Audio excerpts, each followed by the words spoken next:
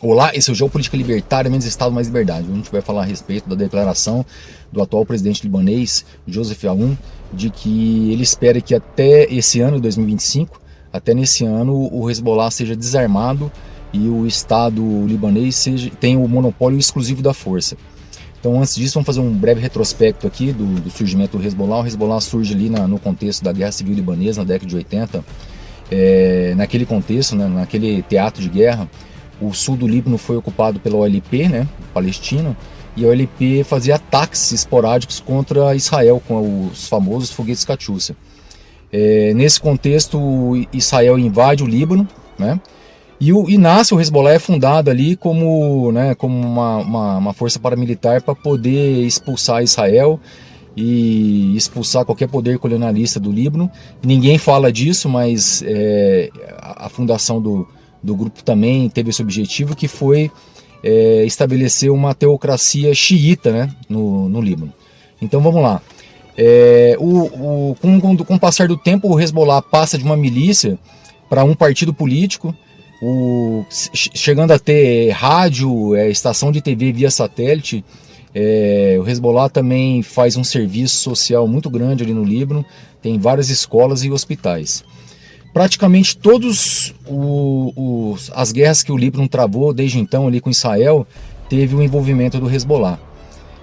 Até naquela guerra de 2006, quando o Hezbollah fez um ataque, né, no território israelense contra a força israelense.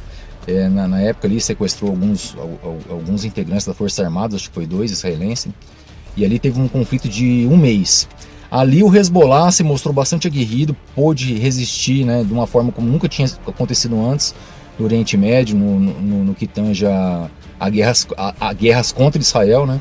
O Hezbollah se mostrou bastante resiliente, aguerrido e bem treinado, né, bem armado também.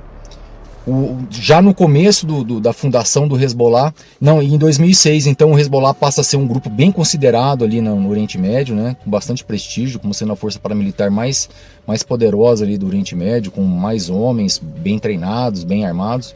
A gente sabe que no começo, na fundação ali já do Hezbollah, os Iatolás, né, o regime dos Iatolás, enviaram elementos da Guarda Revolucionária Iraniana para ajudar a treinar o grupo, fornecer armamento, financiar com dinheiro, né, o Hezbollah, e esse financiamento e treinamento, né, e essa concatenação vem acontecendo desde então. Então todos os conflitos o Hezbollah participou até 2006, quando ele ficou famoso. Só que agora, nesse último conflito com Israel, o Hezbollah foi praticamente destruído, né? Não vou falar assim destruído, mas ficou bastante inoperante, né? Sentiu bastante, ao ponto do presidente libanês chegar a fazer essa declaração. Imagina, antes desse conflito, antes do Hezbollah ficar combalido dessa forma, se um presidente libanês ia fazer uma declaração falando que esperasse que o Hezbollah fosse desarmado e que o governo libanês tivesse o monopólio do uso da força. Era mais fácil ele ser deposto do que isso acontecer com o Hezbollah. Mas então, vamos analisar os fatos agora. Então esse presidente fez essa declaração. O presidente do parlamento também, que querendo ou não, ele é um xiita, né? E também bem ligado ao Hezbollah, tanto que o último acordo de cessar-fogo que foi negociado entre o Hezbollah e os Estados Unidos, ele foi um dos negociadores por parte do Hezbollah.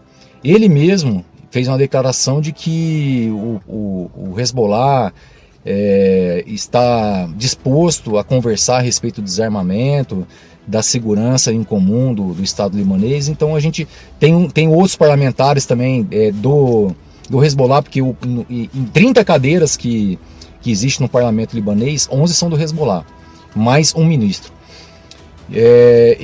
Alguns parlamentares também ligados ao Hezbollah também já afirmaram que o Hezbollah está disposto a negociar esse desarmamento. Então assim, minha gente, nesse contexto não tem como a gente não pensar que o Hezbollah sentiu bastante, né? Está bastante combalido. E agora, o que vai ser para frente, né?